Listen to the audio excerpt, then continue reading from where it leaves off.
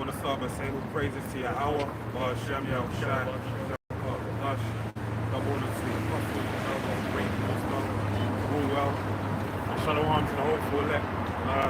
We are Hebrew Israelites who come out every week to prophesy the downfall of this kingdom, which is known as Babylon the Great in the Holy Bible, right? And we're here to let it be known that we are in the last days, and not just any kind of last days. We're in the last days of the last days. Going back 2,000 years ago, you had somewhat 2,000 years ago, give or take, you had the Apostle Paul write the epistle to the Hebrews in Rome, making it be known that they were in the last days back then, right? Due to Yahushua making an arrival upon the earth. That's why the inquiry was also made by the disciples to the Lord in the book of Acts, the first chapter. Peter went and asked the Lord and said, look, is the kingdom going to be at this time? And he basically said no, right? Outlined, gave a short list, a litany of events that need to unfold prior to his coming, right? Which he also more or less outlined in the book of Matthew 24, Luke 21, Mark 13, various different scriptures, 2 Corinthians 9,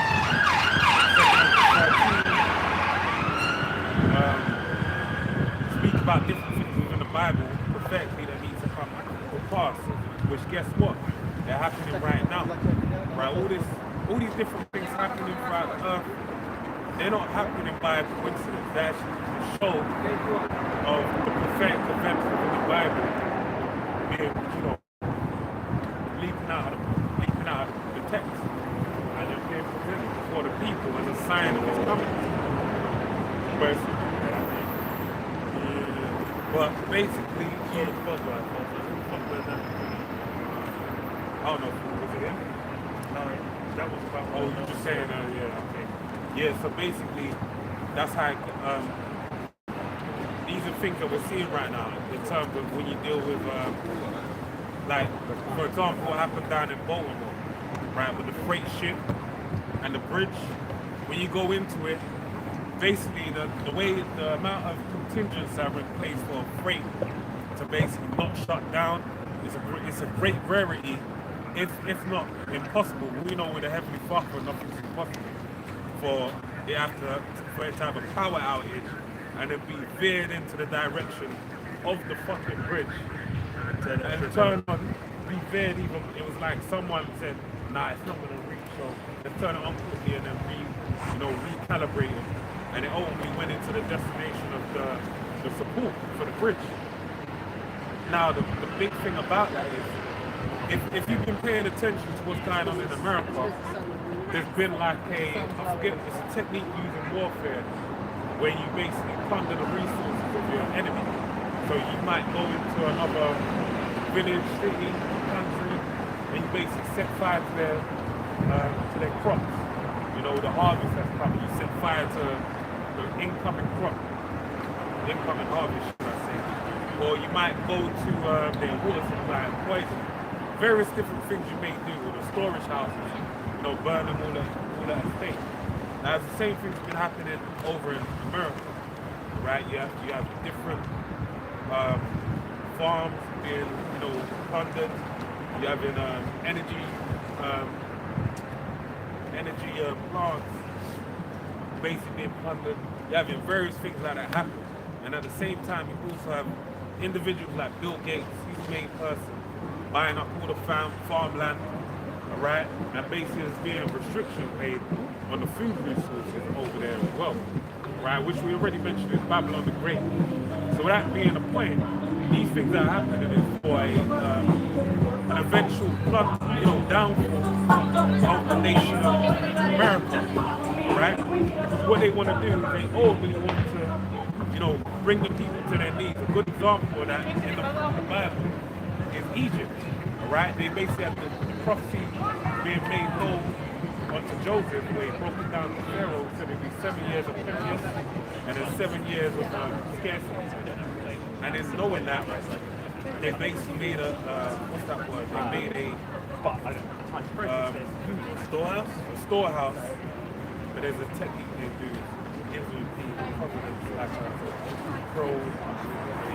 but they basically storehouses so that when the eventual scarcity will come into play, what would happen? There's plenty of food in store. So that's the same thing happening in America. And the reason, and they're doing it the world over as well. We can deal with Europe, Iraq, and food supplies throughout various different nations. There's a reason why they're, doing a controlled demolition in these supply chains. Right now, going back to Baltimore, that route where the freight boat went through is basically a main shipping lane for providing different resources to America. So who's to say they might not attack other means of shipment lanes within America? This one and that one. Because what they're doing is they're bringing it down to the knees and manufacturing these famines. Alright? So that they have the people, bring the people to basically say, look, whatever you want to do with it. I recently had introduced as well a social, in Canada, they introduced a social credit score. Okay, they introduced a social, they're ushering it in. Just check Google social credit score. Well, go ahead. Isaiah 47:1, come down and sit in the dust, O virgin daughter of Babylon. Sit on the ground, there is no throne, O daughter of the Chaldeans. But thou shalt no more be called tender and delicate. Take the millstones and grind meal, uncover thy locks, make bare the leg, uncover the thigh, pass over the river. Yeah, there's been that state of America where it's been that virgin boy, that untouched daughter, where it's what it was seen as something divine, something special, something unique. And that's really been from the onset of like the whole mythology of how it came about. It's basically had that special status, and that's only been really since post World War II, was when America was pushed to its height, where when you deal with economically, militarily, in all aspects, it was excelling far beyond everyone else. But now you've basically had, really from the 70s, a slow decay of how America's been perceived. There was a period in time when people would look at America and they aren't, cut above, like they aren't particularly special, like they're smarter or stronger or on a higher level. But now it's the inverse. People are really looking at it like, yo, Americans are seen as disdain, really. Americans are seen as like the stupidest people on the earth. Americans are really held in a low esteem. And there's a good reason why. It's because all these different facets of how America is viewed, they've all that's been chipped away at. All these things that people looked at previously were like, oh, this is why America is held in such esteem. These things are now looked at like, yo, these guys really went around and did a number on other places on the planet Earth. And now we're just kind of seeing the final steps in it. Which is quite like the brother mentioned. We've got various facets of the system that currently runs, the political system, the monetary system, the means of how things are sustained. Everything's done on a big scale, everything's done on a global scale, which utilizes underpinned really by America, that allows the Western world to get the fatness, the goodness of the earth. But these things are all slowly being chipped away at.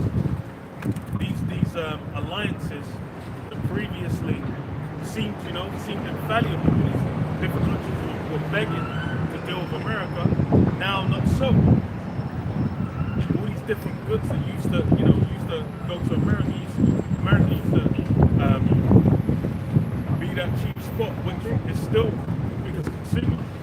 But then what? Now it's monetary system has been shown to be compromised. Really, from 2008, it's been known the monetary system is running on fumes. It's something that can easily be exposed to how fragile it is.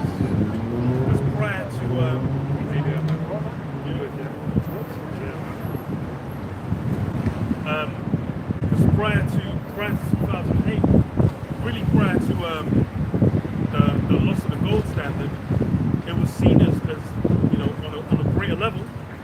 slowly get chipped away at to where now it's realized like that you can have a whole big bubble running within there. Everyone thinks everything's good, but then really it's, it's a ticking time bomb. And there's various aspects of the system that run like this. As far as like the current one, that's the big focus is social issues. There's a whole bunch of social issues in the Western world that haven't been addressed, or well, people thought they were addressed, but now they've basically been coming back more and more into the focus. And that's really got people engaged with it to what? To where it's civil war is not even a joke in the US again. And it's funny because really since after 9/11, you didn't have that big of a divide between the left and the right. But then like after 2008, after the financial crash, it's basically split, and it's now a point where like America is like two separate nations fighting against each other, like the left and the right. Let's say, thy nakedness shall be uncovered, yea, thy shame shall be seen. I will take vengeance, and I will not meet thee as a man. Again, vengeance is going to be taken against you. Because how was America built up? First, it was what? The Northern Kingdom. Them guys they were over there. They got destroyed, and they got their land taken. Then what? How was it built up? Southern Kingdom. They were taken over there, cargo slave ships, and put to work. They were put to work building it up, and that's really the bedrock of that so-called, elite, glorious nation that was once, as it was once seen, America. Its roots go back to death and destruction. So as such, now it's essentially been, it's been posted on that. There's been no vengeance taken against it. It's not had to pay for those crimes.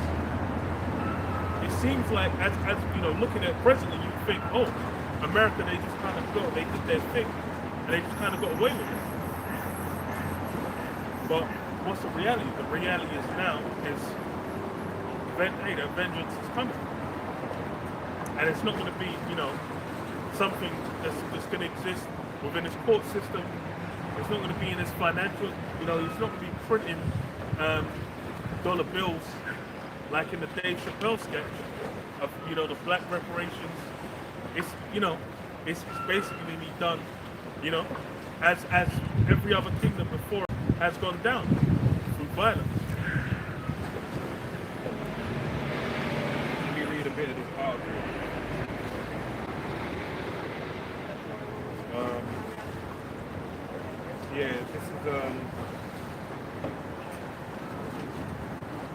This is from this is fact check. Let's see. It's the only thing I can pull up. AFP, on Canada. So it says Canada's open banking plans stokes unfounded social credit claims. Social media posts say Ottawa's planned open banking framework paves the way for a social credit system for citizens, where citizens would be monitored and penalized for certain behaviors.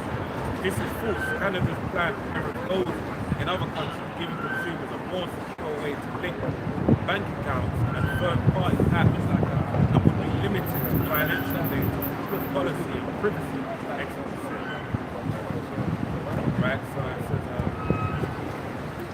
let's see what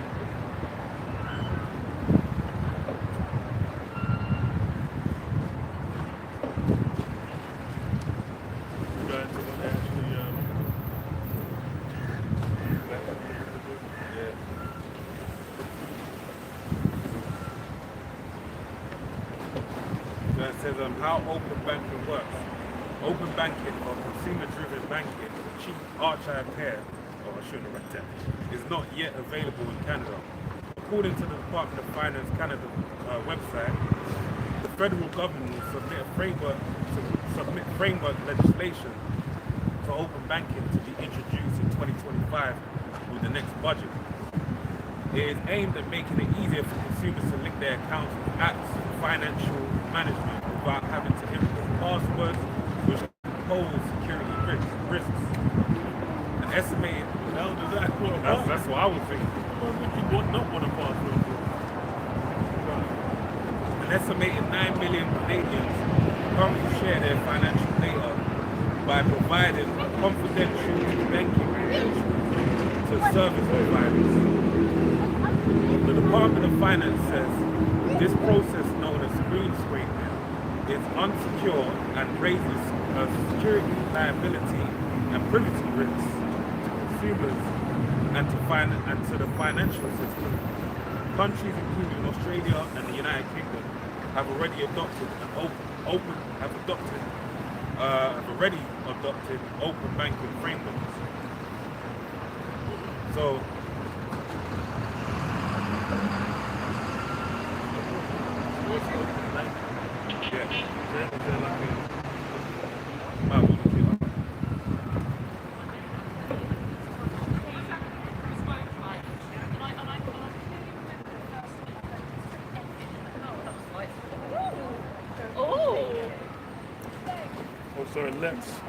So it says on here, this is just on Google, from Investopedia, it says open banking is also known as open bank data. Open banking is a banking practice that provides third-party financial service providers open access to consumer banking, transaction and other financial data from banks and non-bank financial institutions through the use of APIs. So kind of like, if you wanted to put like APIs, just like if you're developing apps or something, it's kind of like a back end to kind of access that data to make it easier to use in apps and stuff.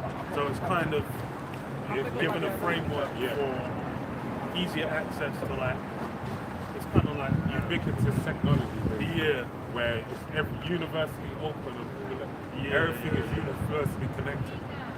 So they're just trying to. If that's something that's been done in the UK, it's probably just something It is that's being done. well. Technically, when you think about it, It's being done. It's been done. They say they already use it. So then it's like they got it. Well, they must have got the change through, which no one really knows on a big scale. whereas things like Klarna, they use That's what I was thinking. I was like, all these. because even like the thingy apps, there's Facebook, remember, the university adopted with WhatsApp, Instagram, Facebook, so it's kind of everything, links it with everything, so it's the same thing. If it's just like an API, then it's kind of like critical. It's basically making it so that can be used.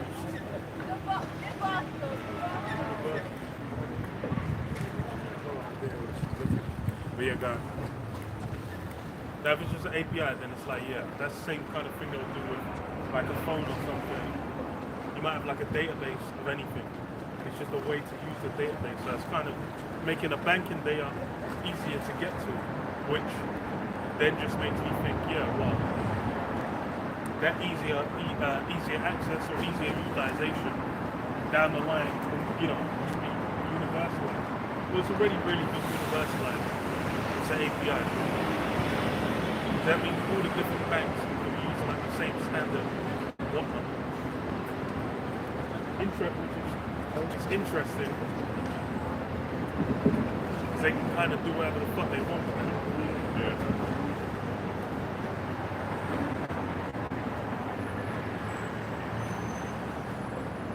Read this. It's the book of Revelation 13, and I'll start at 14. And deceiveth them that dwell on the earth by means of those miracles which he had power to do in the sight of the beast. Right, because on the left-hand side, all this technology, when you go into the earlier part of this chapter, it speaks about the technology that Esau Edom has. Esau Edom being the so-called white biblical nationality who have control over the whole earth right now. All right. So it says, and deceiveth them that dwell on the earth by the means of those miracles which he had power to do in the sight of the beast, saying to them that dwell on the earth that they should make an image to the beast which had the wound by a sword and did live. Right. And he had power to give life unto the image of the beast, that the image of the beast should both speak and prove that as many as would not worship the image of the beast should be killed. And he called all, both small and great, rich and poor, free and bond, to receive a mark in their right hand or in their forehead. Right. So there is no limitations in who's going to receive that mark. This is something where actually it's going to be broadly, well, it's universally going to be available to everyone for the sake of having total control over the people. So when you have things like this kind of where Canada is making leaps and bounds, and there's already, you know, they said the UK and Australia already got this technology, in the works. Basically, that shows you what? That this is a world ideal that's going to be perpetuated to all four corners of the earth. Why? Because it's the groundwork being laid for this beast system, right? So whereby you can't buy or sell unless you have that mark. And we know what that mark is, right? It's that CIP, right? CHIP, sorry.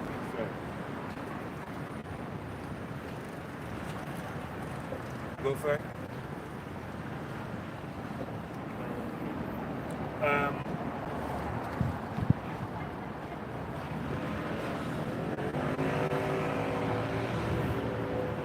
Job 20 and 22 says, in the fullness of his sufficiency he shall be in straits. Every hand of the wicked shall come upon him. When he is about to fill his belly, the Most High shall cast the fury of his wrath upon him, and shall rain upon him while he is eating. So yeah, when he's about to fill his belly. Because as far as for dealing with the system that's being implemented, he's essentially going to be about to complete it. So it's going to be as it's coming to its fullness. So we're going to see a lot of these things instituted, like the CHIP. That's something that we're going to see instated. That's going to be a big part of what the test, the trial, man. Because that's the thing is all these, as far as it is with these systems, it always kind of starts off with people saying, nah, they won't do that. Then it flips to, even while, they're doing it, but it's you're not forced to. And then it's just like, well, it's no big deal, so, why do you, it's always gradual. So with this open banking thing, it's a solution to apparently having to, if you use like, what was it? Okay. But these different platforms where they'll kind of like help you financial planning or whatever, you would have to give them your username and password. So they developed it supposedly to get around that. But then it's always, solving a problem. But then, where's it going in the end? As far as, because we understand, because we know the prophecies, it's basically gonna reach to the end point of what? Everything being centralized. And that's something we've seen over time happen more and more. It's like now it's on the scale where you can run a business if you might say or do something in on social media, then Visa or MasterCard or a payment taking system can decide, no, you're not going to make any more money. It's not even on the level of before where it might be like PayPal or something decides, no, we're not going to process. It's the payment like the guys process global payments. They decide like, no, you're cut off. So all these systems have done been centralized, and we're going to see it come to the fore. And that's the thing is mostly as far as with these systems, with like most people, they're not going to have an issue with it. It's the same thing now with like Neuralink. People are looking at it. They're like, yo, I can't wait to get that. They're thinking, oh, I'm going to be able to do X, Y, and Z. Same thing with AI. People are looking like, oh, you can use AI to do X, Y, and Z. Which as far as for now, it's like you go on ChatGPT, you go on what is it, Mid-Journey, these different technologies, and then people will be like, okay, you know, they put in certain, I want to see, you know, a certain, you know, they want to see certain things. They just click it in and they're like, wow, this is so useful. But then when you see it weaponized, that, whoa, it's funny because Oppenheimer's the same thing. Before they developed, well, before the atomic bomb was completed, they were just thinking, trying to split atoms just to see what happened. Then as they realized, like, yo, they were just like, hold on. Oh, they're like, oh, there's some capability there. And then lo and behold, it got weaponized. And then once it got weaponized, it's, you know, the cat's out of the bag. And that's how it is with a lot of things. You'll have it where people think, oh, you know, what's the big deal, blah, blah, blah, it's harmless. Then, you know, through the process of time, they realize, like, the snare they put into. And the other aspect of that is what the brother brought out. We're dealing with Esau Edom, man. It's so good way. He's his role.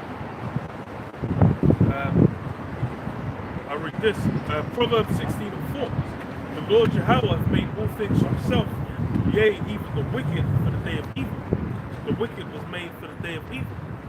That's a key role he's made to play. He's made to play the role of you know, of that day of evil, meant to bring it to fruition. So these things being developed, they're not being developed for your, you know, for your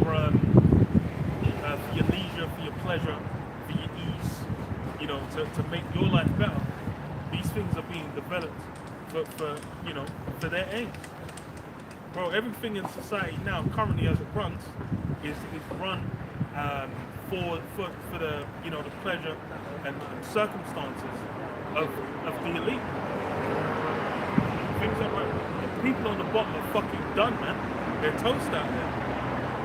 They're jumping from one crisis to the next crisis to the next crisis, and that's just to live. People are like, yo, minimum wage has gone up, but it's still below the what they call the living wage. People are still not making enough on average to be able to meet their needs. And then even within that, people are being sold a lifestyle far beyond their means anyway. Because why? It's everything within society is running for the benefit of those at the top. They're the ones who are truly living life as it is. They're the ones who are getting the most from the society. And that's been how it's been for the longest. People were just ignorant to it before. Now it's become clearer because why? Through the internet, people have come to understand more and more things have basically been freed up to be known to the general public. Like back in like the 40s or the 50s, they would have to listen to the radio or watch TV to even see things happening or hear about what's happening on a global scale. For you to get news, so if you had a relative in like Italy or something on what the fuck is the word I'm looking for? They're basically stationed overseas in another part of the world.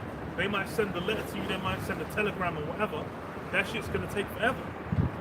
Now you can have someone, you know, getting blown up in Siberia, and you can have that live stream so you can watch it seconds after it happened. You can have someone doing all sorts, man, anywhere in the world, and find that information out instantly. There's people when P. Diddy's spot got raided, there was man tracking his private jet online, just tracking that shit online.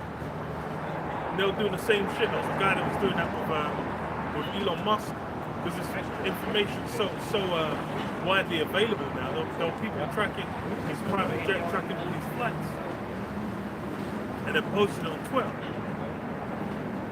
So it's now, information's got way more out for people to be aware and realize just how small they are on the scale of the world.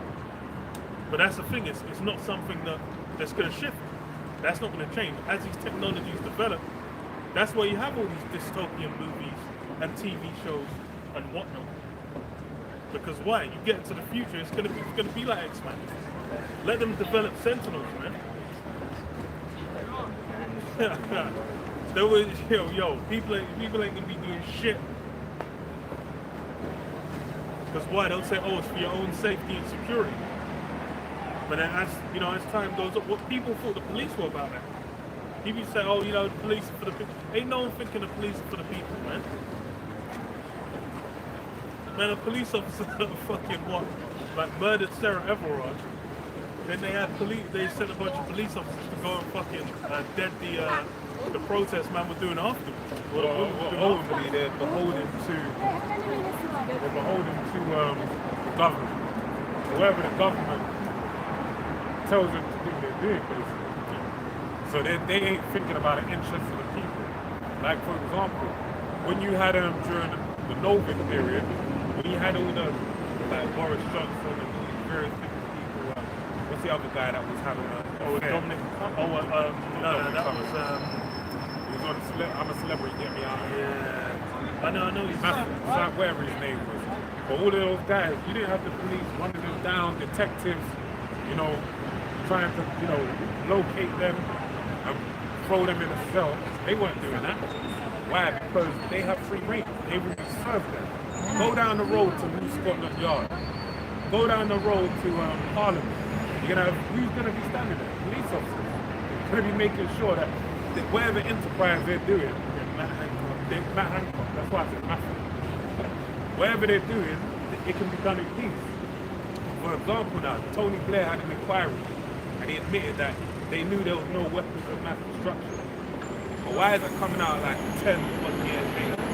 Because as far as the police are concerned, we are not interested in the enterprise of the politician. They don't have to keep them in line, right? So they have free reign. So this is why when the world gets, what we're speaking about, the world gets turned upside down, guess what's going to happen? They're going to be the same people that are going to be governing on behalf of the elites of this world to make sure that you adhere to whatever they're telling you to do, they're going to make sure that you do it. And even more so, the military forces that are going to come down, they're going to be the ones that are going to, any police officers not doing what they want, they're going to take them out. Headshot, however it may be, throw them in jail, habeas corpus, however they want to, they're going to be dealt with, they'll be dealt with. Right? Because it's going to be shown that the true power within the confines of what we're speaking about is the elite. Because the army already runs on that. If you're giving orders, instructions to go, okay, you go to this town and kill XYZ or do whatever, or dig up this, or establish this outpost.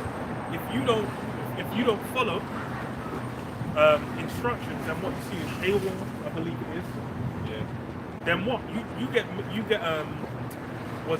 court martial, and then you're done. You're toast.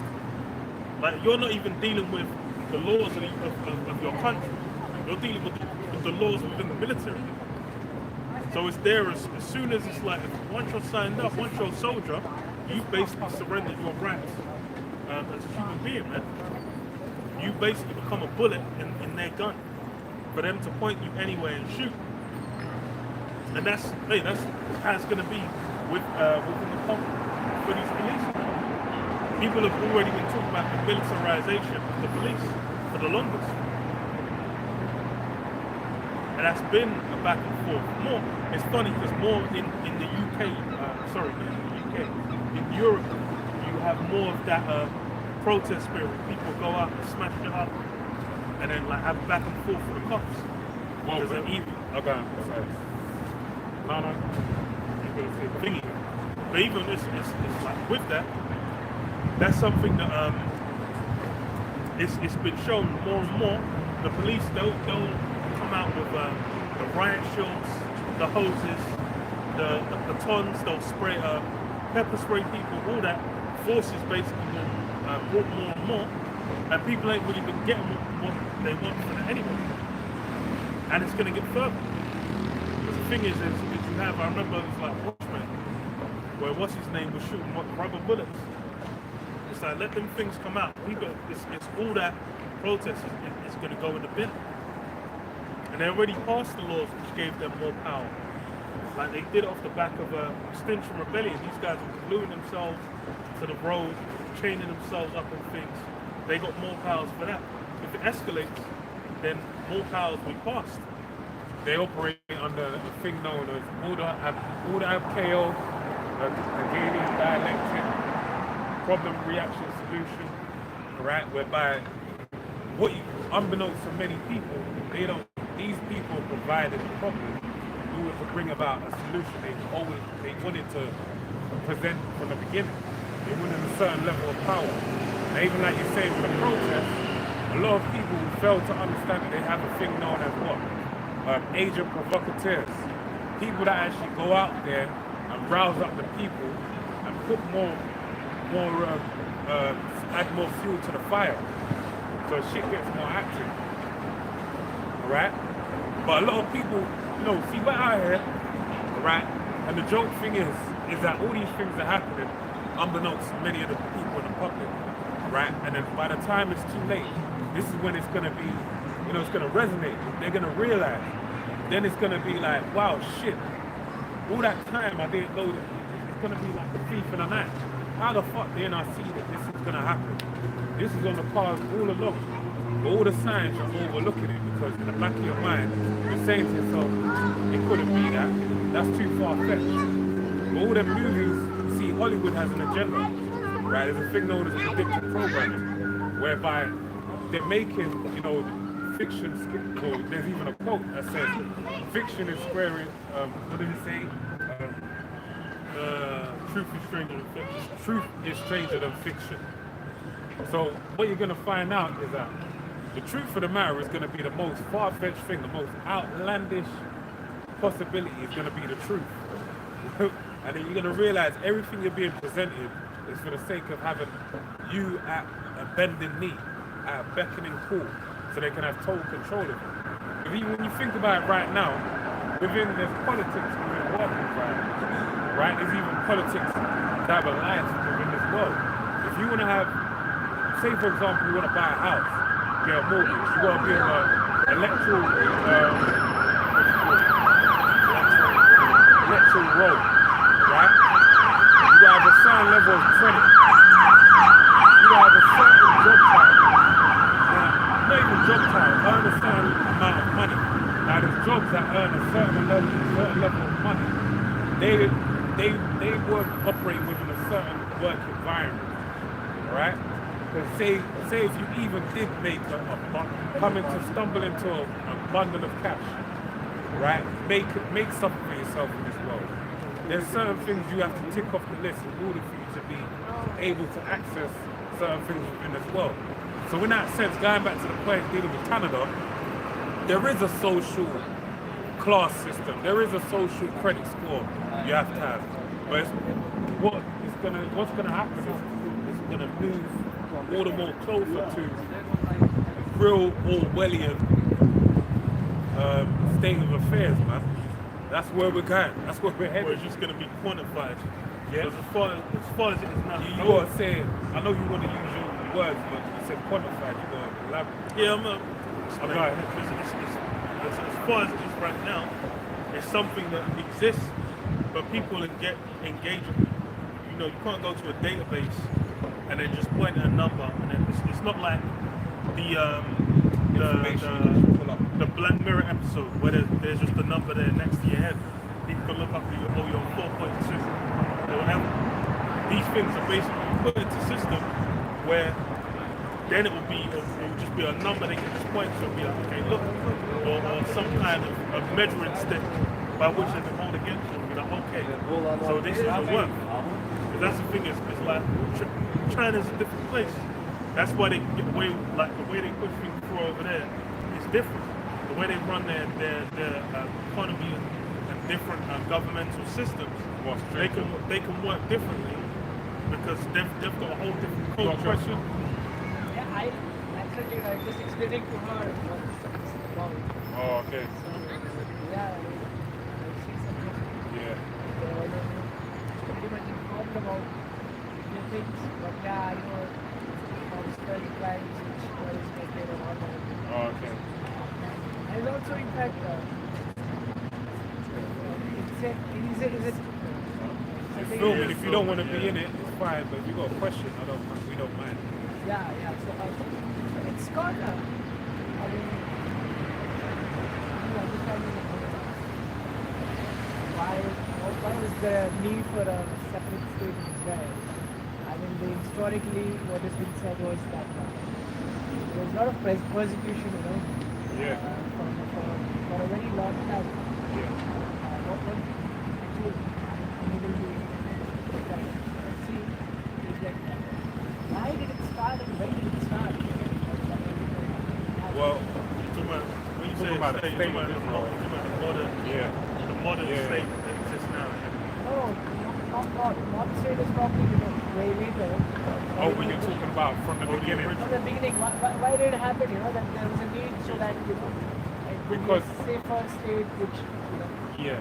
is for specific Jews and so that they don't feel unsafe. There was a lot of persecution history.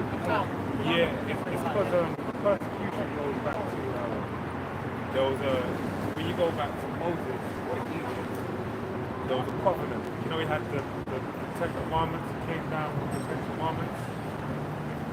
Okay, that's basically the history. What happened was God of the Bible basically something like it. The God in the Bible basically made an agreement with 12 tribes to be their God. But he said, look, for me to be your God, I'll bless you. But if you do this, I'll curse you.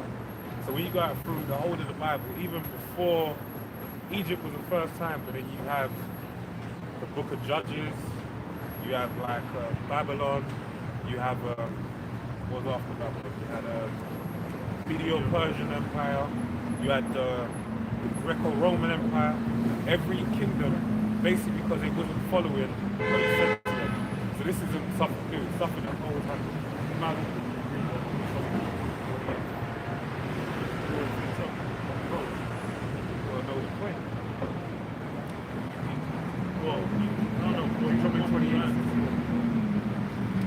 We're talking the land, that's what I was. But where And this, these tribes are corresponding to what they say, like Yeah, what they call the Palestinians is Benjamin's kids. yeah. So basically today, those people that are in the land of Israel right now, they're not the real Jews. They're imposters. Because if you go into the Bible, the prophecy that matches up, because if you're going to say you're a Jew, the only place you can say you're a Jew is the Bible. Because that's where the Jews are from. There's no other place. The Torah, you can't be a Jew unless you correspond with the Bible. So when you read the Bible, it tells you that they don't correspond with the Bible. But the reason why they're there is because it's a military, they set out to gain something militarily. That's why you see them killing all the people that are over in the land. But then even those people over there right now, they're not the truth. There may be, Both, you're talking about both the yeah, both of them belong here. the original, well, this is the original. Oh, go ahead. So Deuteronomy 28:64 says, and the Lord Yahweh shall scatter thee among all people from the one end of the earth even unto the other. And there thou shalt serve other gods, which neither thou nor thy fathers have known, even wood and stone. So the people that were in the land, they were scattered, they were spread out on different places of the earth. And those are the real people, the so-called blacks, Latinos, like the Mexicans, Puerto Ricans, and the Native Americans. Seminole Indians. What's that? They're the Native Americans in Florida.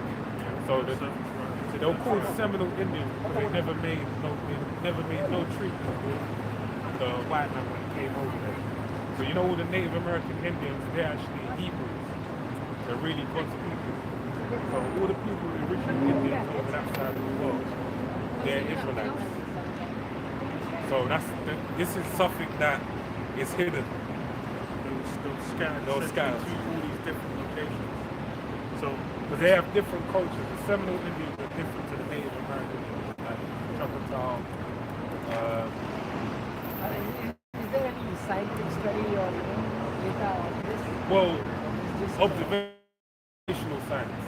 If you Well, it's like as far as for these tribes, you know, they'll people that went now amongst you them. have chromosome dating and all that. I think it'll be easier for. I mean, but that's you would have to have DNA samples of the people back in the land at that time, which obviously no one has.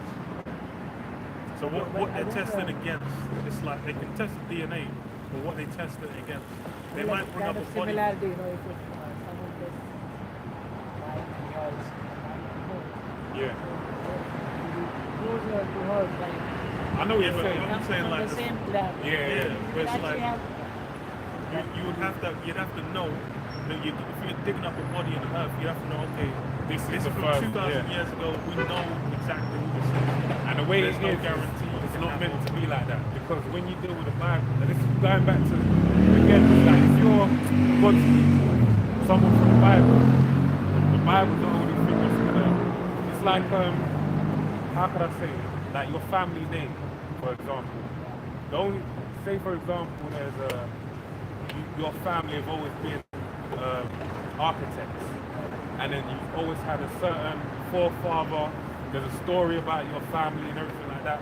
The only way I know if someone's from your family is if they know those stories and if they do the same things that your forefathers do. So that's the same thing with the Bible. The Bible tells you this is the people, this is the stuff they did. Because it outlines the characteristics.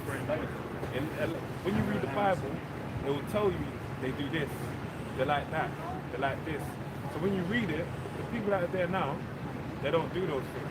Like the Jews right now, they run the world. Gold, silver, diamond industry, weapons, they run everything.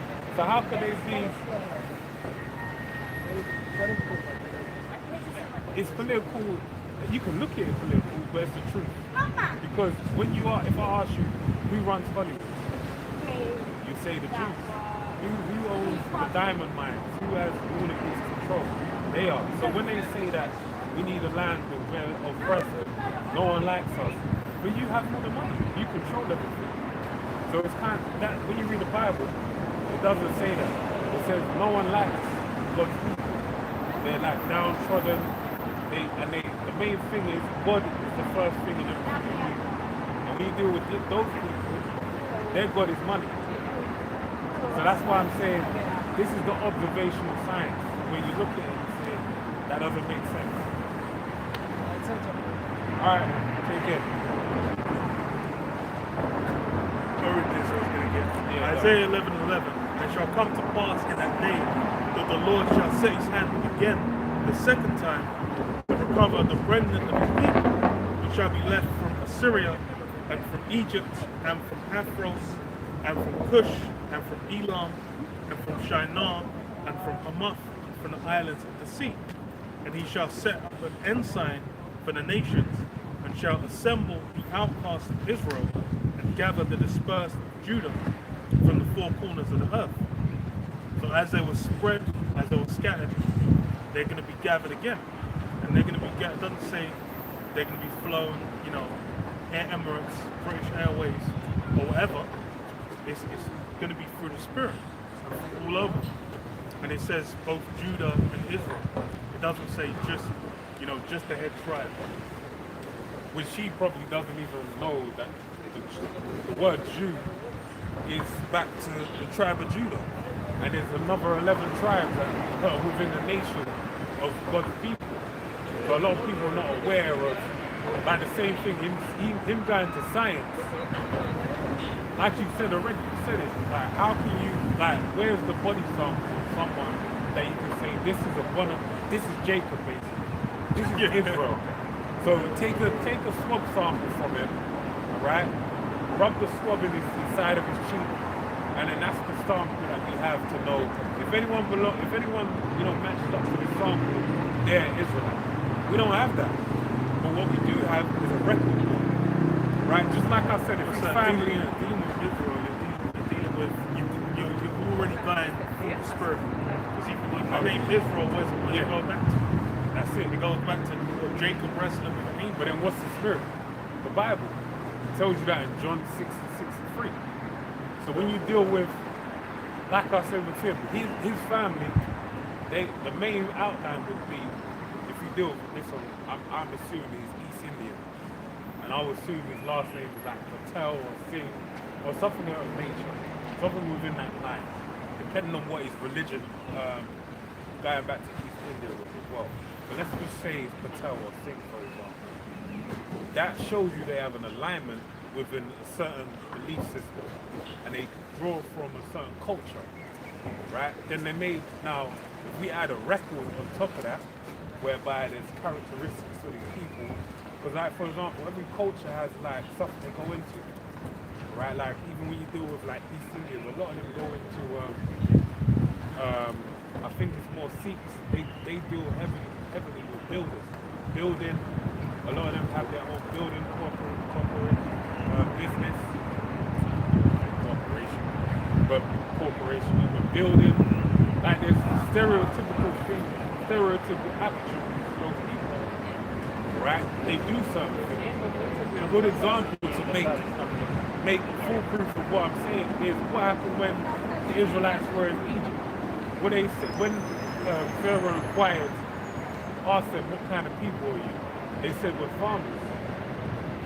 Sorry, they said they're shepherds, it's lucky. They said they're shepherds. So that's why he had the hike suits, because that's part of our cultural background. Alright? Now we go a bit further down, you go to the Bible. The Bible outlines the characteristics of the tribes. Right? But as a whole, the children of Israel, like you was mentioning, you being an Israelite is going to basically make it known as far as this is the type of profile and characteristics that you have. You might as well read on Romans 8, 16.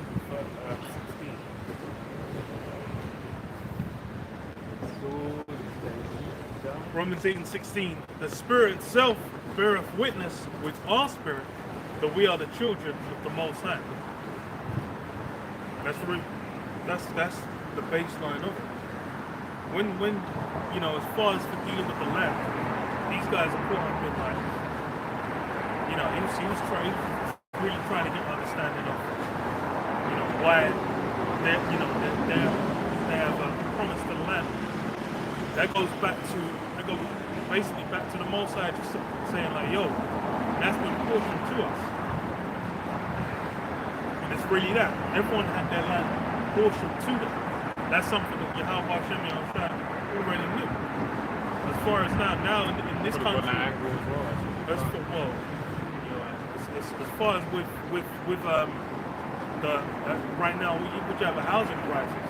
That's why, because people aren't buying no fucking houses because they're too expensive, and because of the general state of the economy and various other impacts as well. If we deal with it on a spiritual level, because Esau has basically, you know, blurred the lines. He's broken the law of moving. Well, so I was gonna get to that, because I was gonna say, because as far as with what was set up in the scriptures, was everyone was pieced off their land. Because as far as for you to be able to make do and survive and have a family or whatever, hey, you need a piece of land. You need like whatever let's say profession or means of making money you're gonna have. You're gonna acquire land. You need to have a house. You need to basically be able to have a place to establish yourself, because that's something that everyone needs. Which is why all the nations were pieced off. Even when you deal with Israel, Israel was separated amongst the tribes. Each tribe was allotted their own stock.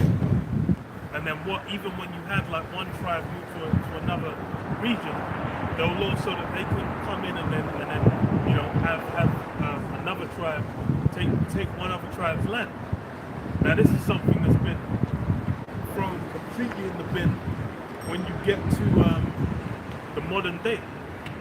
Because now really all land is owned by all the righteous means of dealing with the land. That's what been thrown in the bin. And now we're dealing with like Esau's system, where within that system, what you have now? The land's really all owned by the government. It's centralized underneath the elite. And then essentially you're just kind of borrowing a plot for a period. It's not even something you can pass on onto your children for all time. You're basically just going to piece them off, and they'll be able to deal with it for a certain amount of time under certain circumstances. And then that, that lack of security then bleeds into a bunch of other issues within kind of setting a baseline for, what you can do within society. And that's why, you have issues with, even originally, that land was what? The British Empire was broken over. Then they just decided to, fuck this shit. And just said, yeah, you might deal with that. And then now you have the issue. Because why? When you're dealing with land, that's a bedrock of basically building yourself up. This is the thing, is the elites are aware of these things, which is why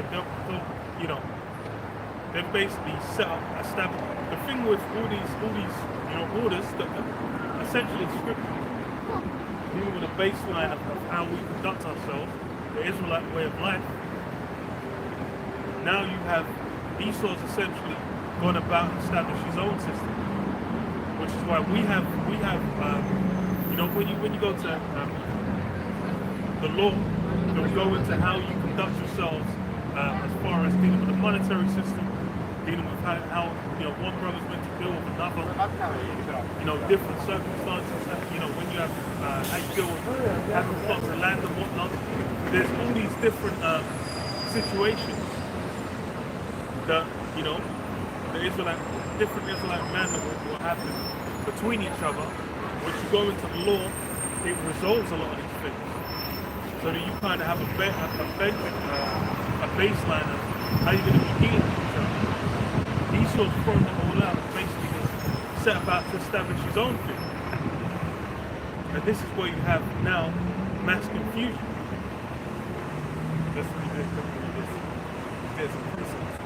Proverbs 22 and 28. Remove not the ancient landmark which thy fathers have set. Right, so going back to the beginning, right, the Heavenly Father, when he made the earth, all right, made it through a process of time, he already had the landmarks established, right? So when they were established, really during the time of Noah, all right, that is allocated to the modern day that we as we know it. Because Noah's 3 sons basically populated the earth, Ham, Shem, and Japheth. Right, or allocated principal parts of the earth to basically occupy. All right, and then within that, the families were divided until there was 18, 90 nations. 18 nations was the division on. Right, and those 18 nations, they all have their own land allocated to each of them. All right, and then within that, obviously, there's really like lesser portions being dished out. So with that being said, this man basically came around and he basically reneged on all of that. Not reneged, but he renamed everything. That's what it tells you in the book of Psalms. Right? Daniel 7 and 25. And he shall speak great words against the Most High, and shall wear out the saints of the Most High, and think to change times and laws. And they shall be, think to change times and laws. That's really what has been established.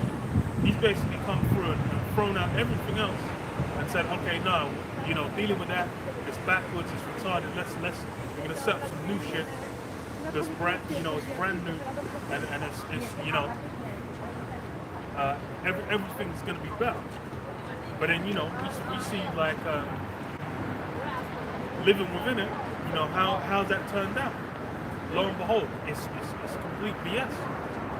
It's become even further confusing. Because why? There's some things aren't even established within the law, man.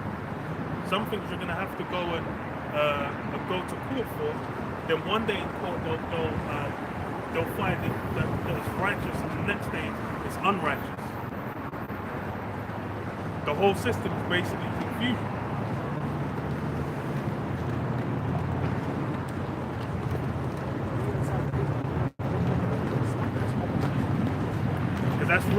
far as we're looking at now,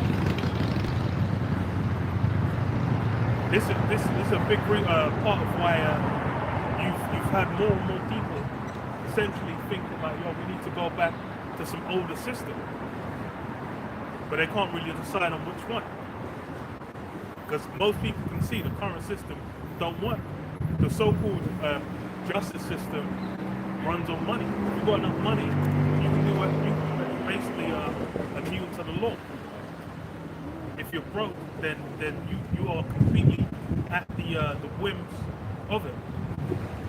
But then that's Esau Edom, man. I read this. You got something on it? No. Isaiah 29:16 says, "Surely your turning of things upside down shall be esteemed as a potter's clay. For shall the work say of him that made it, he made me not? Or shall the thing framed say of him that framed it, he had no understanding?" That's really what Esau's trying to do. This guy was, imagine, Esau Edom, so-called white man, was made for the day of evil. That's his role. That's his job to do. And then you observe in the world, has he succeeded? You'll say he's done a spectacular job. He's done an immaculate job. But then this guy's trying to redefine himself now as righteousness. He's trying to set himself as, oh no, this is a new, what defined in the scriptures of wickedness is now righteousness. But then you just have to look at something like the banking system. You have the year of Jubilee in the scriptures.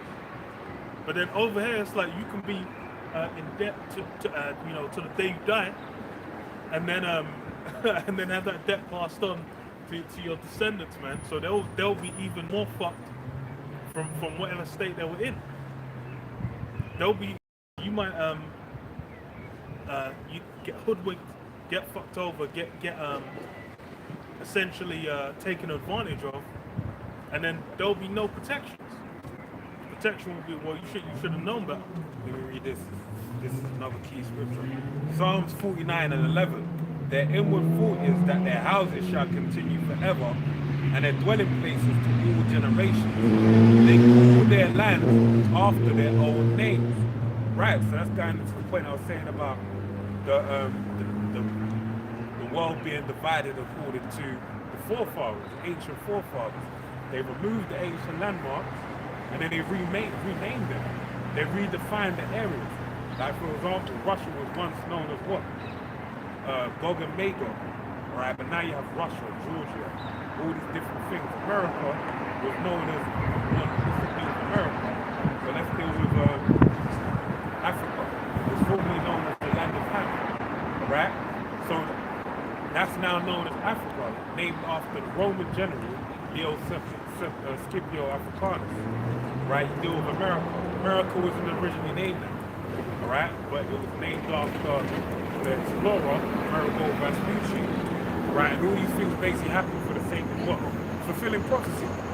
That's the key reason. That's the only reason why these things happen, right? These lands are being named after these places for the fact that prophecy has to be fulfilled, okay? And that's what's happening right now.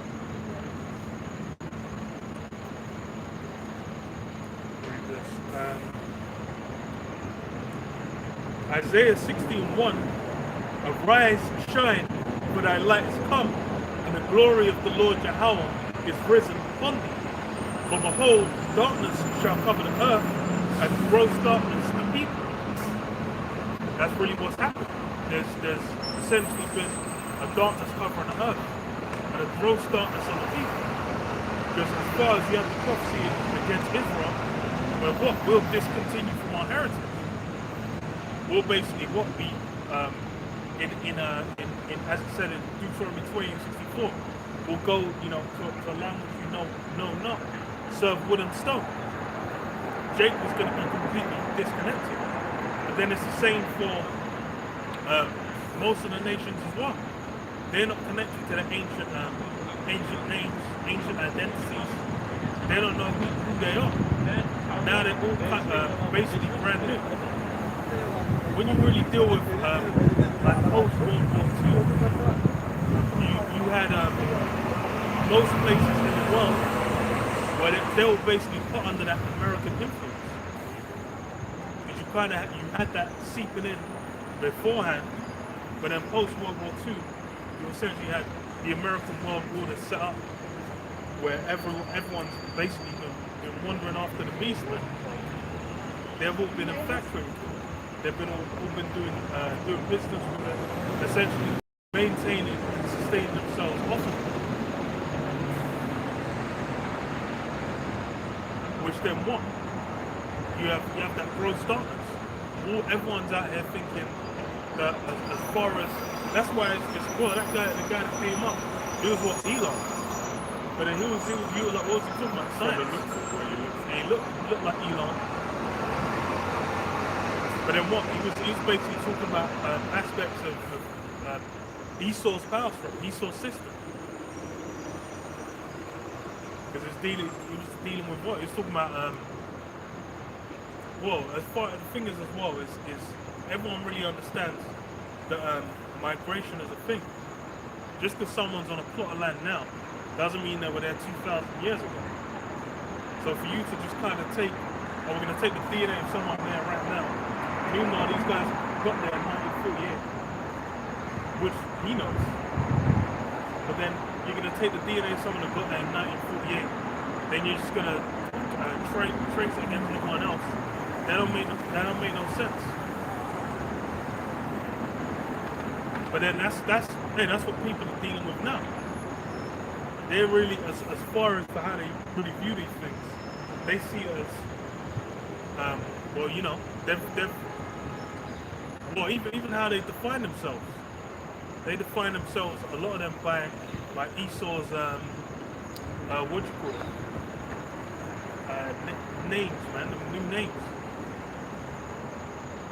There's only people that refer to themselves as Asian or African. And I'm like, bro, what that like? But who the fuck? What, like, where or what is African? Or where or what is Asian? But then they're new names, man. And then people don't understand the significance of knowing your heritage as well, man.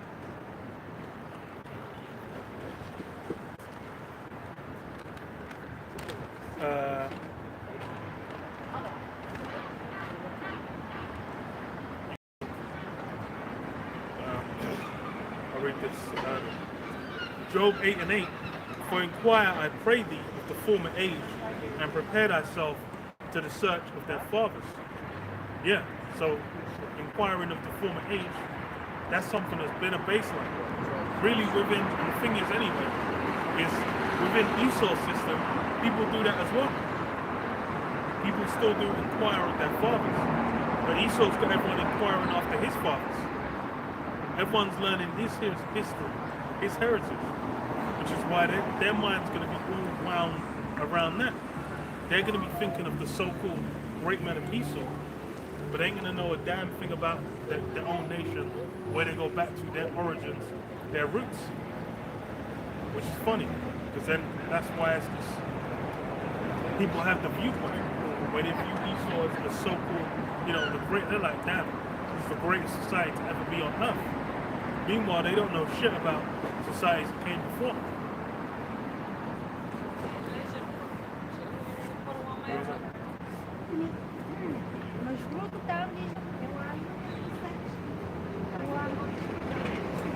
It says what? For we are but of yesterday and know nothing, because our days upon earth are a shadow. And yeah, when you really think about how long are people are you really about? It's funny as well, because with like the newer generations, with the internet, as far as it's like being able to access information is way easier. I remember like in the 90s, you would have to go to the library. Then the library would have like different volumes of different encyclopedias or different like historical books. They'll just be like, if you wanted to go into a particular topic, they'll just be like fucking 30 volumes of any particular topic. Then when you went there, you could only go there and then you could only read it whilst you were inside the library. You couldn't even take it home to read it. So So if you wanted to get into certain topics, you're gonna have to be like, okay, you're going to the library, you're sitting there for like 3-4 hours, and you're having to go into everything. That means that there ain't no search function. Unless someone there already had read it before and told you, oh, you can go to this page for this. But it's like a lot of that information was difficult to get into. Now, if you want to learn anything, if you think, oh, who's Franz Ferdinand? You can just go search Google. You get all the information in the world. Despite that, now you have people where they don't even want to get into information. They've got no appetite or hunger for understanding whatsoever. They tell people now like, oh yeah, you should, inquire into who your fathers are. They'll be like, oh, it doesn't matter. I'm alive now doing what you do. That's what it matters. They'll be completely ignorant. There'll be people where think like, oh, even it's funny as well because like I remember growing up, learning about like slavery, the slave trade, whatnot. That was something that most Jake would be into. But then it's like now it's something where people they're not even they've got no they're getting upset that there are even films made about it. They've been like, yeah, why is it that you always see films going into these? I'm like, bro, it's because you guys would try and forget that at the first opportunity anyway. Meanwhile, not understanding why. That's what it's more talking about the what do you call it? The Jake Shanky water. Really, the image of Jake is presented on a global scale, and how Jake's really presented as a hoodlum, a criminal, or whatever. But then that's all that's really pushed and promoted. But then as far as most people growing up now might think that blacks are only ever rappers and entertainers or whatever. But then you go into history, you find out that Jake was doing all kinds of things before, but then what happened? And that's until very recently in living memory. You go back to like the Windrush generation. When those guys got over here, they came over here to fucking work hard, and they did. But then now you think, oh, they just came over here to just dagger and dance hard. That's all man came from. They even like recently had a little basically had a basically defining the difference in cultural differences between black people between African origin and Caribbean. Basically saying that the ones that do bad in education and in the work environment are actually West Indians compared to the ones that come from Africa, because there's a cultural difference. Now I say that to say this. Windrush is the thing that's always highlighted. They never highlight that you had the cream of the crop of West African nations coming over here and basically getting degrees from Oxford, Cambridge, and various different places and working within the upper echelon of the society. And there's a reason why they don't highlight that. Because why? What reason why won't they highlight that? To show you that there's a different class of people that can achieve certain things within society. They just want to reflect on the Windrush generation coming here to clean toilets. And when really there was generations of West Indians coming over here prior to the Windrush. The Windrush was just a pivotal time of when they came over. Yeah. But they've always been over here. They always had Afro West Indians. And even like and just to say this quickly, the difference with the Windrush generation, or highlighting that, they came over on boats. And then you had the West Africans coming over on planes, right? So it's like a whole, even that is like a sphere of like brainwashing. You know what I mean? Like where it's like these lot, man the ship for 14 days or a month to come over here to clean toilets. When you had others that were basically coming over when you think about it, I was reasoning with someone about it.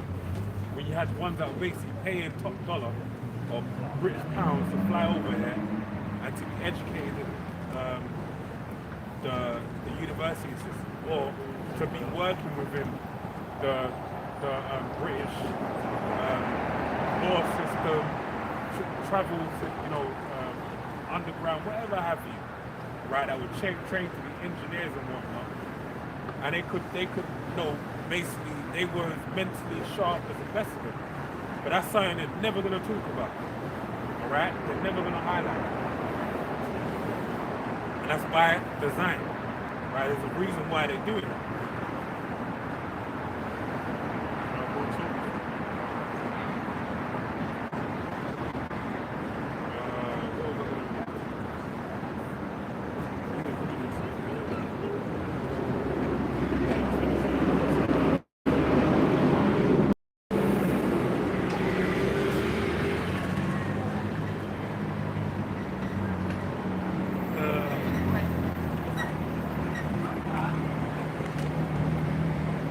Lamentations 1, start from verse 8, it says, Jerusalem hath grievously sinned, therefore she is removed. All that honoured her despise her, because they have seen her nakedness. Yea, she sigheth and turneth backwards. Her filthiness is in her skirts. She remembereth not her last end. Therefore she came down wonderfully. She had no comfort, O Lord Jehovah. Behold my affliction, for the enemy have magnified himself. The adversary spread out his hand upon all her pleasant things. For she hath seen that the heathen entered into her sanctuary, whom thou didst command that they should not enter in thy congregation. So yeah, Jake, when they went from that, and that's really the thing everyone knows, all these heathen know it, is there was a time Jake were exalted. They were seen on the level they're supposed to be seen, as essentially a representation of the Most High on earth, man. They were seen as above, completely different. Even whilst Israel's following the laws, they were essentially seen as infallible. But then what? It's the flip side as well. When they're brought down, into the dust, onto the bottom, then what? Everyone's looking at them as like, yo, these guys are to be despised. And that's really the image that's been perpetuated. Is what that image of Israel, where they've been despised, which really you see maximized now. Because you had, imagine, like, Jake coming out of hardcore bondage, had more scruples and capabilities kind of scraped together, what do you call it? A certain kind of build themselves up to a certain level, rather than now where, the so-called avenues are open to them. But then why? It's because they've been caught in a mix. Now it's basically as far as, rather than physical capability to do things, they're really what the things they're chasing after is what it's all caught up within the system. Because even with Jake, this so-called black culture is destructive as fuck. And it's funny because that's something that's been highlighted for decades. Remember, what you call it at, what was it, the soul food episode of, what's it called, Boondocks, where they'll say like, where they'll go into the soul food, and you do all those foods, it was basically leftovers. The bits that they basically had to scrape together and try and make something of a meal out of it. But then bland in and of itself, it's not something you really want to be eating. When you can go and you can get lamb leg, why are you going to be eating chicken foot? Why are you going to be eating lamb neck? Why are you going to be dealing with the leftovers? Where you can actually go and get the cuts. But that's because why? They're caught in a mix, which is like that black culture is that net that's ensnared Jake. Because the thing with it as well is black culture, it's infectious. When you like even deal with the music, that's hip hop has become like the most listened to music, man. One of the top musics that everyone engages with. Which is funny when you see where it started off.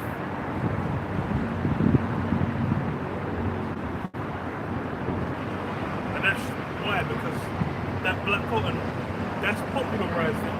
And then it's got more of these jakes chasing after the trappings of it to their destruction. Because as far as for Israel to come, Israel's serving a punishment. And the whole point of that punishment is what turned you back to your Yahweh Hashem Yahushua, Hashem Akapadak. But then what's really happening? They're turning towards what? Money, fame, success, these other things within the world, which are further destruction, really.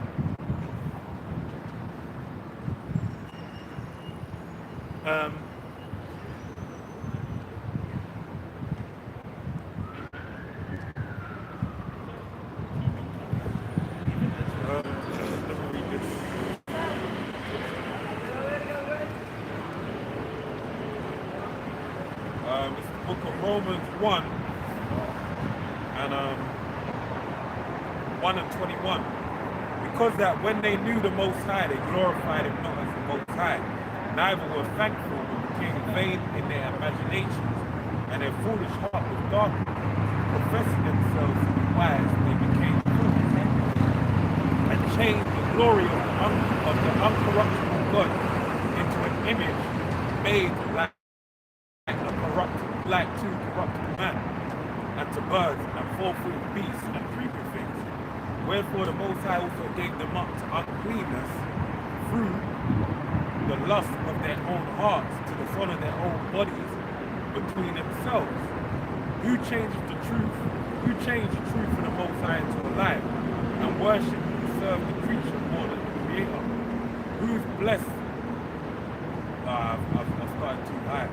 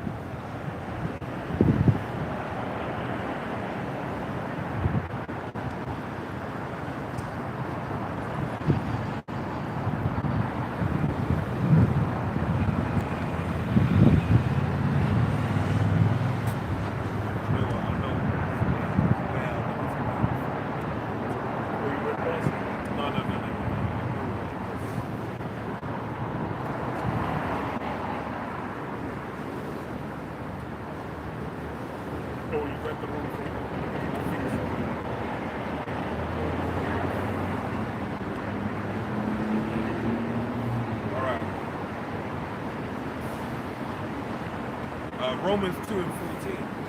For when the Gentiles which have not the law do by nature the things contained in the law, these having not the law are a law unto themselves, which show the work of the law written in their hearts, their conscience also bearing witness, and their thoughts meanwhile accusing or else excusing one another. So the point being is that the Gentiles, those that are Israel by blood, all right, by spirit, they basically do things that are within the confines of the law, but they become a law unto themselves. But they openly have it's like having broken English. There's a broken law they're keeping. Now this is also the same thing when you deal with hip hop, all right. When you go into the book of Psalms, what's the book of Psalms? It's a whole book, the longest book in the Bible, mind you. And it's just songs of praise, right? Now, if you read Psalms 18, that's the equivalent to a drill rap right now, right? Because basically, that's King David talking about how he crushed his enemies before him, how he stamped them out and made them no more, right? What do you think drill rap is about? They're doing the same thing, right? But that shows you it's a corruption, all all right, of the truth of the Heavenly Father, all right, speaking to themselves in nature. And that's the same thing that our people do with the worshiping of the Heavenly Father. They worship what? Idols. Then they have laws. They call it principles of value, or what they call it, stand-up individual. All right, and they have a table of 10 commandments, not standing individual. But those things are, they originally go back to the Lord, right? So all of this is what the brother's speaking about is our people are basically doing things that are corrupt. And the key scripture to really bring that to the elders, what Jeremiah, you might as well read Jeremiah about discontinue from our heritage. Go ahead. Isaiah 45 and start from 15 says, Verily thou art a power that hidest thyself, O power of Israel, the Savior. They shall be ashamed and also confounded. All of them, they shall go to confusion together that are makers of idols. But Israel shall be saved in the Lord Yahweh with an everlasting salvation. Ye shall not be ashamed nor confounded, world without end. So yeah, us that have faith in Yahweh Hashem Yahushua, we're not going to be ashamed, we're not going to be confounded. But then as far as for those other Israelites, those Jakes, when they're basically buying other channels, maneuvering through other means, they're going to be confounded. Because why? What they're investing in, there's no salvation doesn't lie that ground. As far as for the people of Israel, salvation requires what? We need Yahweh Hashem Yahushua. We can't save ourselves, which is evident. Because like the brother went into, all that they've established, all these different corruptions, all these different branches. What was it culminated? What's it built up to? How's that, how's that working out for you? Ain't working out for shit. As of 2024, you're still hearing about Jake's getting shot up by police. You're still hearing about, black on black violence, as they call it. You're still hearing about all these issues that have done existed for however long. Because why? It's on a spirit, something that needs to be dealt with on a spiritual level. As it said, we wrestle not against flesh and blood. Because why? We're engaging in spiritual battle. Spiritual wickedness in high places. As far as it's the reason Jake's been given over to the heathen in the first place is why? Falling short. And then that's something that's only cascaded into more and more. Now you've got Jake emboldened in their wickedness, man. I got this Jeremiah 17:4. And thou even thyself shalt discontinue from thine heritage that I gave thee, and I will cause thee to serve thine enemies in a land which thou knowest not. For ye have kindled a fire in mine anger, which shall burn forever. Yeah, discontinue from the heritage.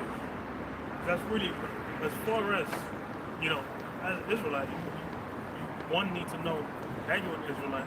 Then just being, just knowing you're Israelite, that's not enough.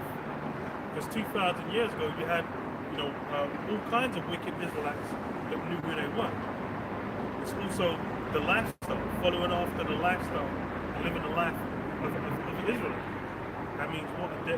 Keeping the law to the best of your ability, and then, serving your purpose, which is what? Serving the Lord. Because as far as it is now we're in a time where it's essentially, within Esau's system, it's all about essentially self-worship. You're meant to put your wants, desires, and needs above anything else in the world. You're meant to be thinking like,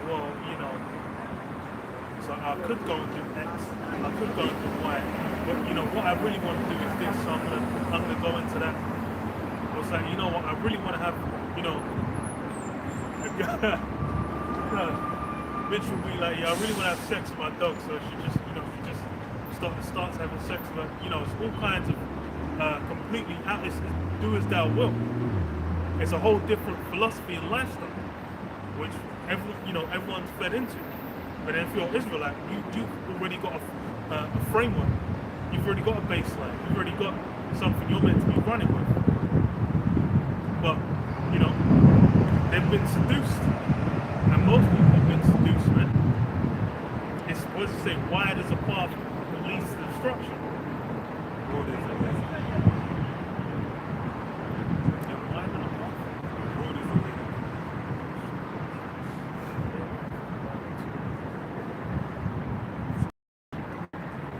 So I'm like, yeah. But broad is a way. Because as far as So wide is the gate, and broad is the way. okay, why is it getting broad? Okay, yeah, so I think about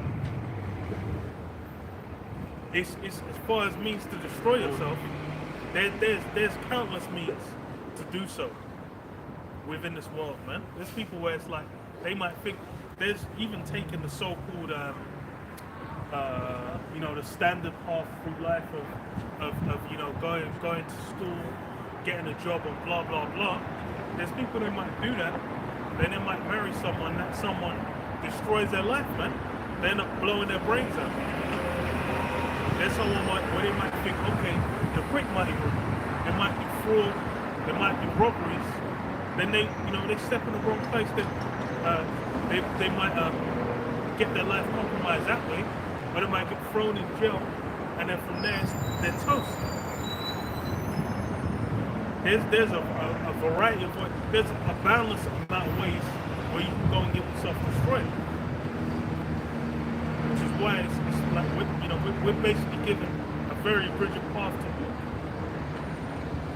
Well, even right now, we're coming to the end of the Feast of Unleavened Bread.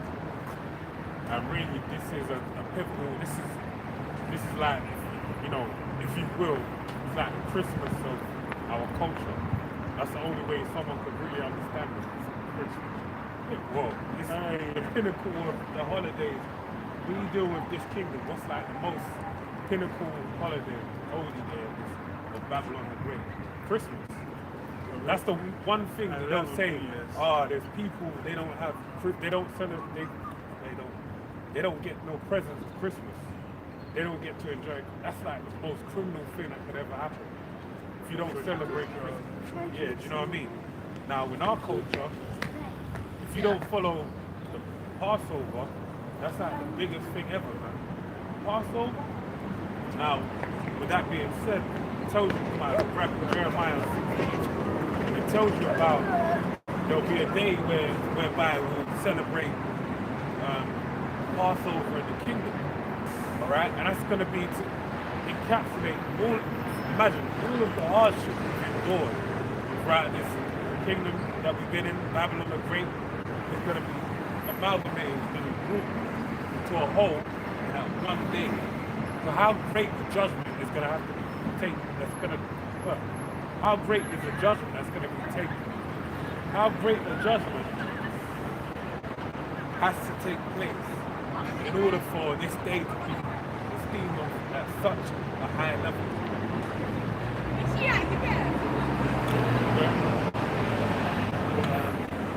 Jeremiah 16:14.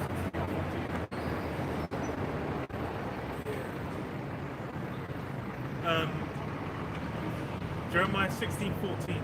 Therefore, behold, the day is come, saith the Lord Yahweh. There shall no more be said, the Lord Yahweh liveth, that brought the children of Israel out of the land of Egypt. For the Lord Yahweh liveth, that brought the children of Israel from the land north and from all the lands whither ye had driven them, and I will bring them again into their lands that I gave unto their fathers. Yeah, that's essentially, it's going to be a judgment on the scale of Egypt. Because the reason why It's going to eclipse Egypt. It's going to be greater. the reason why the Passover is so significant is because why? It was at us being brought out of Egypt, which is a great story. It's still to this day. You go to even that guy that came up, the guy that looked like an Elam man. He didn't know about why Israel had the land. I'm sure if you were to ask him about Moses or Egypt, then most people would know. Because that's something that's more general kind of knowledge because of the scale to which that story's been spread. And then, just as general knowledge as that judgment has become, the judgment of America, the salvation of the elect out of America is going to be on an even greater scale.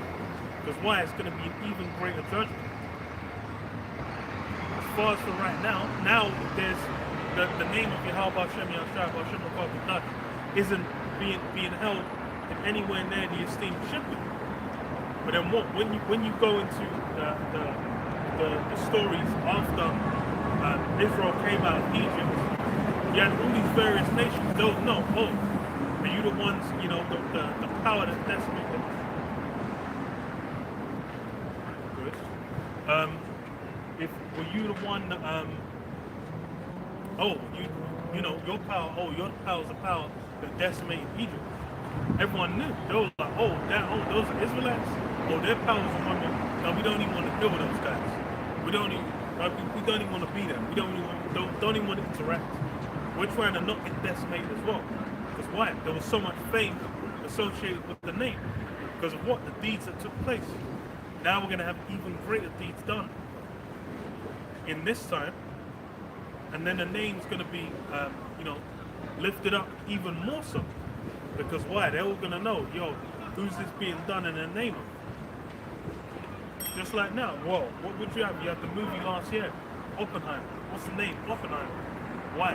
When you deal with the atomic bomb, it's called what the Manhattan Project.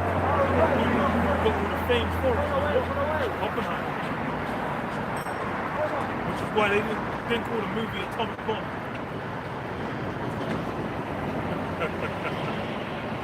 They called it Oppenheimer because his name is associated with it.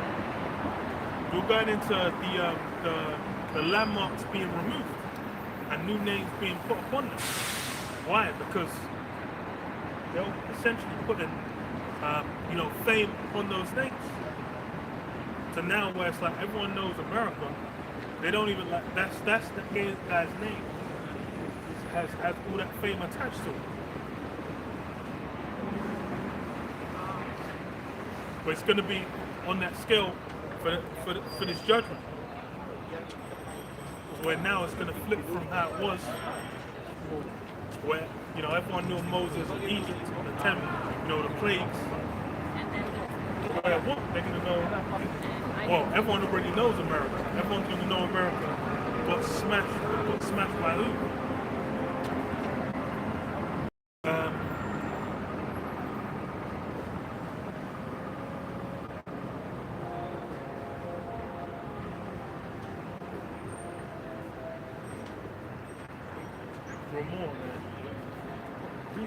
Read on 16, 14 for mine. Verse 16, behold, I will send for many fishers, saith the Lord Yahweh, and they shall fish them. And after will I send for many hunters, and they shall hunt them from every mountain and from every hill, and out the holes of the rocks. For mine eyes are upon all their ways. They are not hid from my face, neither is their iniquity hid from mine eyes. That's ultimately going to be the reason as to why this is going to happen. Because what happened with Egypt was basically, Moses went there to begin with and said, Israel was my son. He's my firstborn son. He has to keep a feast in the wilderness. So basically set them free. Let my people go is what Moses said. And then the 10 plagues went on to, out to follow up after that. But the point being is that when I say that. That happened because they basically, the judgment was set. You know, the Egyptians at the time wouldn't adhere to what the Most High wanted. So now you imagine what's going on right now. The same thing's going to happen, right? Because the Lord said, I will send too many fishers, and they shall fish there. Right? And that fishing, even is so, you know, it's so far-reaching to the fact that the people that are oppressing, they could take heed to the bait. They can get on the fishing line, but they won't. Right? Just like the parable of Lazarus. Right? When he died and he said, let me go down and call my brethren. He said, look, man, they have the prophets down there to basically speak to. But they ain't going to listen to prophets. Why? Because it's not in them. So that's why often there's going to be many hunters are going to be sent. So only they're going to be destroyed. And this judgment is going to be far superior to that of Egypt. Right? It's going to pay in comparison. When you have the children of Israel taken, because everything that happened in Egypt serves as an allegory to everything that's going to happen now. When you had the children of Israel come out of Egypt, they were all under the one ship, right? Yahweh Shai was in. But now, you're basically going to have it like Independence Day. You're going to have the fathership that's going to be, you can't see the beginning or end of it.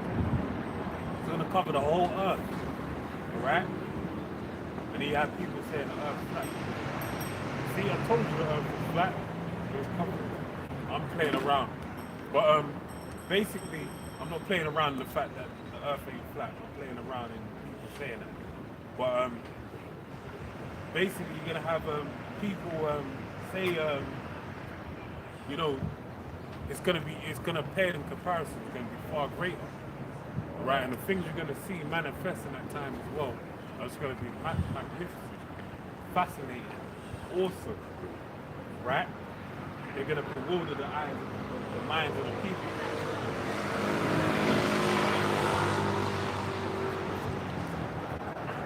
How long have we got? 1 hour 52.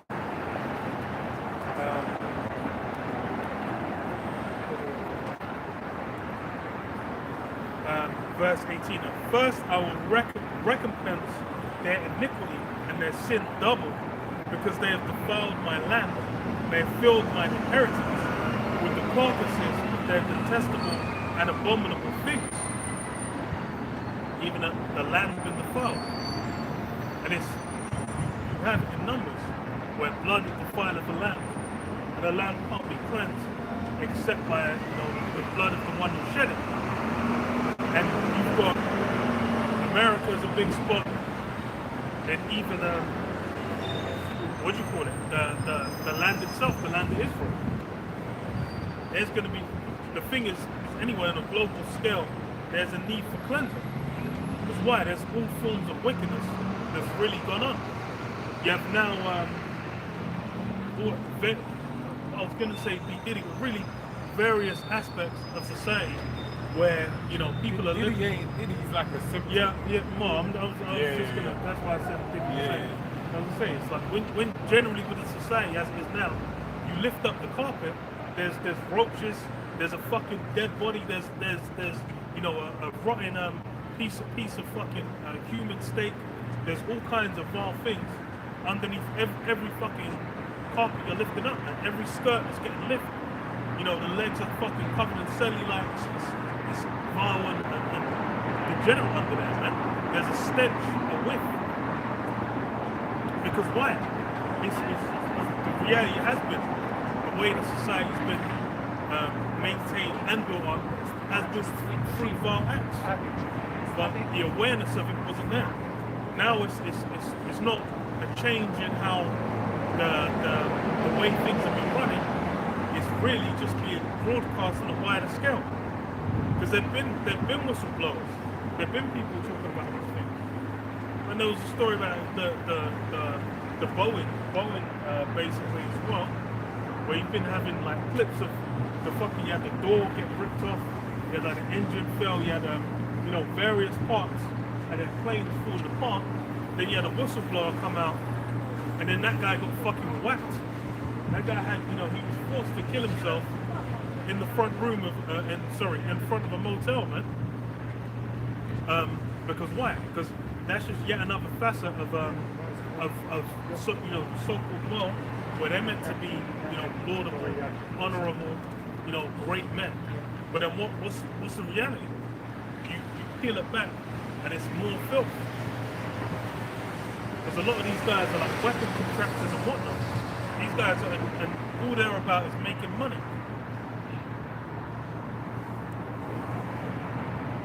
That's all facets of really of Esau society. You come down to it, their thing is making money, man, and making lots of it.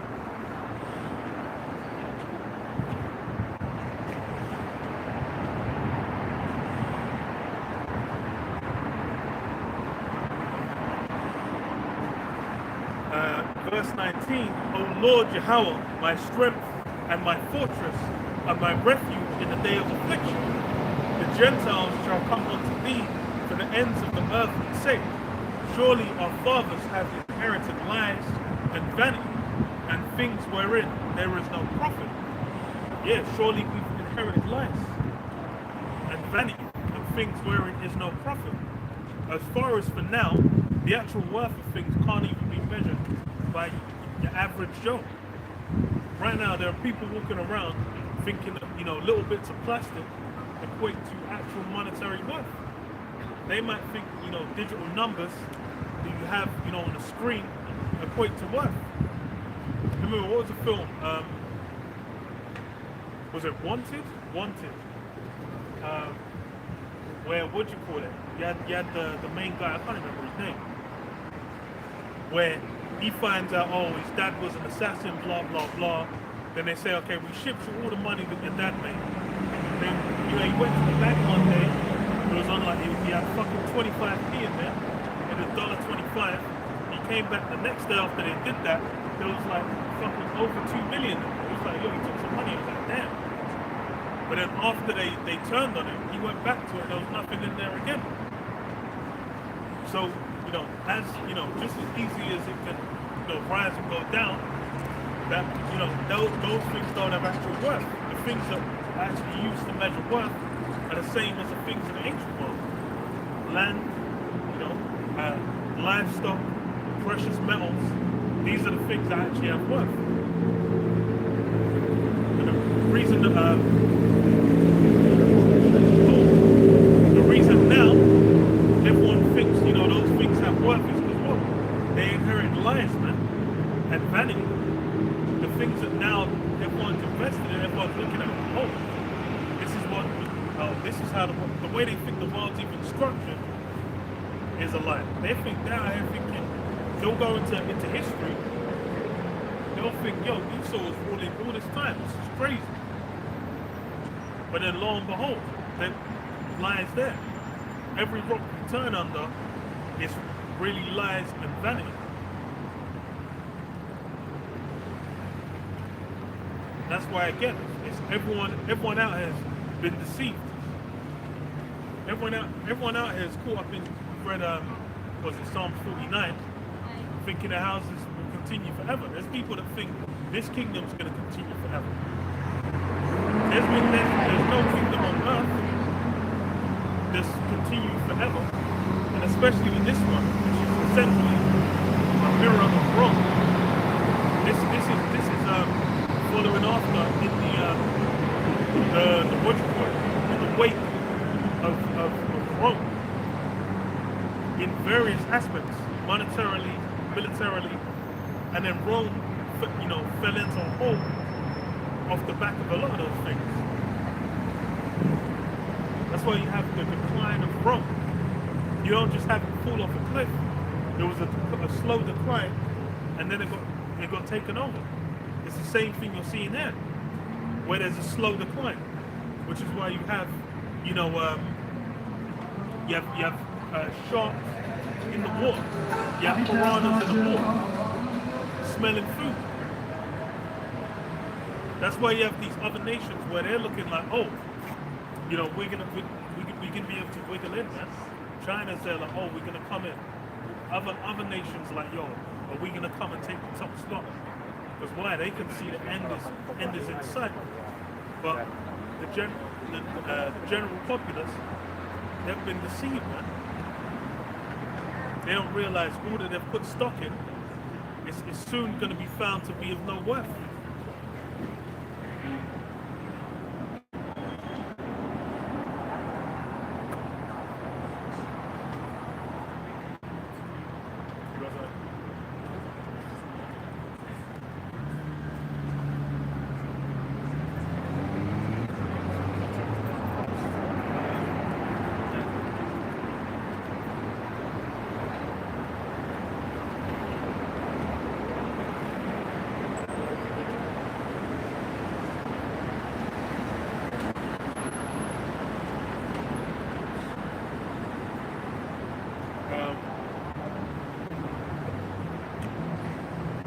Second Thessalonians 2:3 says, "Let no man deceive you by any means, for that day shall not come, except there come a falling away first, and that man of sin be revealed, the son of perdition,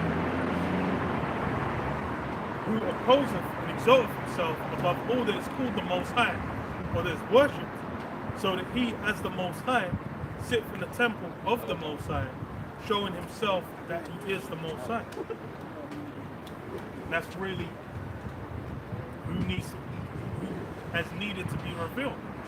Because until this time, it's lining up, who's the wicked. That wasn't known. Now's the time where that wicked's been revealed, and then all the prophecies as well that let you line them up, man.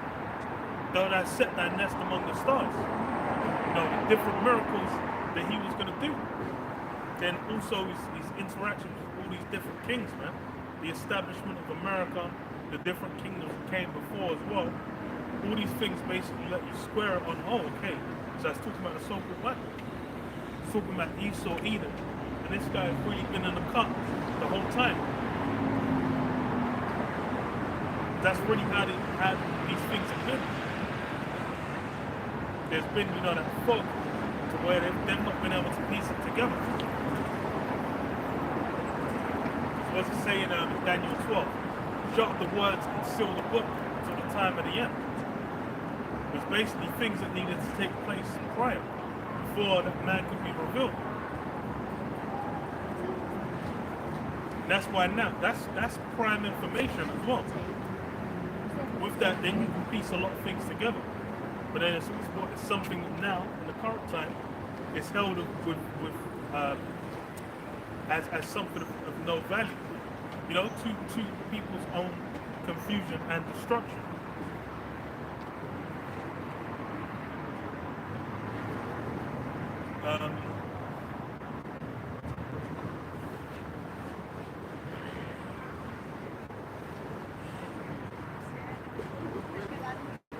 Remember that when I was yet with you, I told you these things, and now ye know what withholdeth, that ye might be revealed in his time. For the mystery of iniquity doth already work, only he who now letteth will let, until he be taken out of the way. And then shall that wicked be revealed, whom the Lord shall consume with the spirit of his mouth, and shall destroy with the brightness of his coming. Even him whose coming is after the working of Satan, and with all power and signs and lying wonders, and with all the deceivableness of unrighteousness in them that perish, because they receive not the love of the truth, that they might be saved. So yeah, that's really who we're engaged with. That's why it's spiritual wickedness in high places. This is a guy who's basically known that as far as you go into even Esau knows. As far as for Edom, there's no hope of future any future mercy. He's the one, he's at the side part of it. He's the key figure that needs to get taken out. Which is why he's done everything in his power to not, be known under that name. But hey, so-called white man Esau Edom, it's been found, it's been revealed. So now what? Who those judgments are applied to? Amos 5 and 18. Woe unto you that desire the day of the Lord, Yahweh. To what end is it for you? The day of the Lord, Yahweh, is darkness and not light. As if a man did flee from a lion and a bear met him, or went into a house and laid his hand on the wall and a serpent bit him. Shall not the day of the Lord Yahweh be darkness and not light, even very dark and no brightness in it? Right? So the day of the Lord is coming. And it's nothing like what was said. As I mentioned before, we've just come out of the Feast of Unleavened Bread, right? Which is, a feast, a festival that coincides with the festival that coincides with the Passover. The Passover being one of the most terrifying days within the Holy Bible, really epitomizing the terror of the Heavenly Father. Right? All these depictions of God in the so-called white man's world is that of, peace and enlightenment and, rest and comfort, which he is, but not in a manner in which they're presented. Right? Because in order to get that comfort and that tranquility, there has to be some devastating things that have to take place. Now, with that being said, these things have to manifest on this side prior to, the new Passover being established, whereby the elect of the Heavenly Father are going to be passed over. Right? They're going to have a mark of exemption. I just spoke in the book of Ezekiel, the 9th chapter, right, whereby they will be passed over by the destruction will pass over them. Guess what? Even more so, they're going to pass over the destruction. They're going to be beamed up, and then they're going to watch the destruction take place by looking down upon the earth, right? And that day is going to be immortalized, right? And that's why it says also in the book of Amos, shall there not be evil done in the sea, and the Most High not have done it? Shall the trumpet be blown, and people not put it wrong way around? But basically, the Heavenly Father is a power, a terrible power, a gruesome power. There was a scene on which recently he was documented in this TV series on Netflix called The Third Eye. I forget what it's called. It's called The Third Body something. But there was a gruesome scene in that, man. And that really just shows you the terrors of the Heavenly Father on the left-hand side. Because let's remember that Esau Edom, the so-called white man as he's known, is a power sword in the hand of the left-hand power. The left hand of the Most High Heavenly Father. Right? And he's got weapons, he's got a treasure trove of arsenal, which is more or less the same word. But he's got a treasure trove of weapons that he can basically, tap into. And they're going to be utilizing this day that we're headed into. Before ultimately that same sword that he uses is going to come through and crush him. Right? And destroy him. So, time we were in, this is why the period of it is known as the hopeful year of Jacob's trouble. And we're waiting, man. We're going to see what happens. Mind you, remember, during the feast of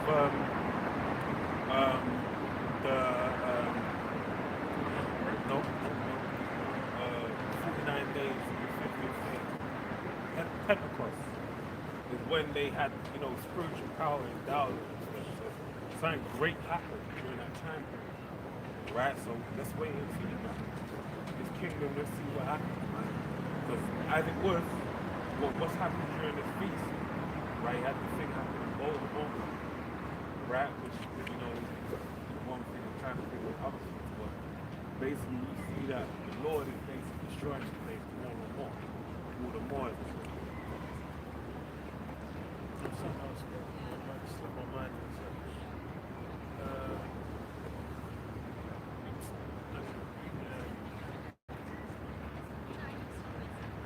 You know what I'm saying?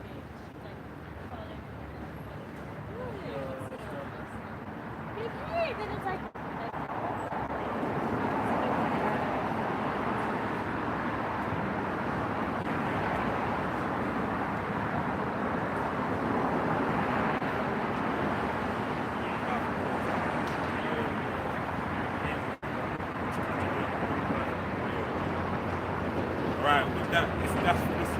that's it for this week.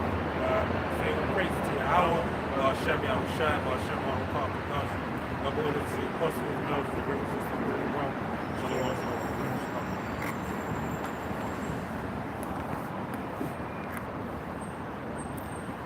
I should have